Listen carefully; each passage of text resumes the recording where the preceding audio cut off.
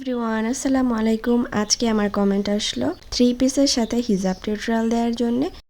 এখন আমি হিজাব নিয়েছি পিঙ্ক কালারের আর 3 পিস পরেছি এই যে আকাশি কালার রয়েছে।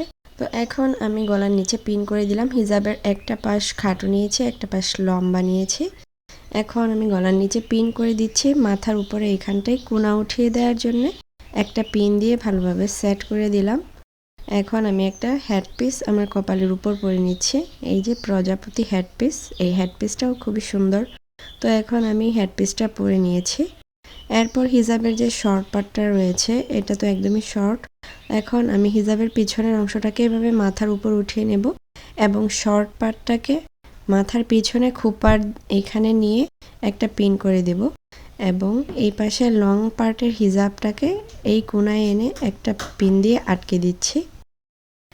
এখন শর্ট পার্টটাকে ভালোভাবে এই যে এভাবে ধরে পিছনে নিয়ে যাব। 3-4টার মতো লেয়ার হয়ে থাকবে।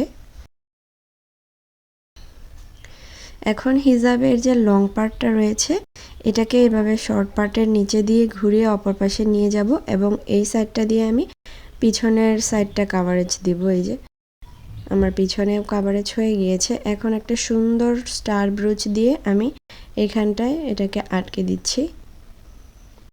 আমার হিজাবের ভিডিওগুলো আপনাদের কাছে ভালো লাগলে অবশ্যই বেশি বেশি লাইক করে দেবেন এবং কমেন্টে বলে যাবেন কেমন হয়েছে ভিডিওটি। আর কেমন হিজাব টিউটোরিয়াল চান কমেন্ট করতে পারেন, আমি সবার কমেন্টের রিপ্লাই দেওয়ার চেষ্টা করব। এখন আমি কাঁধের দুই পাশে 2টা পিন দিয়ে ভালোভাবে সেট করে দিচ্ছি। এখন একটা ছোট প্রজাপতি ব্রুচ আমি পরে নিলাম।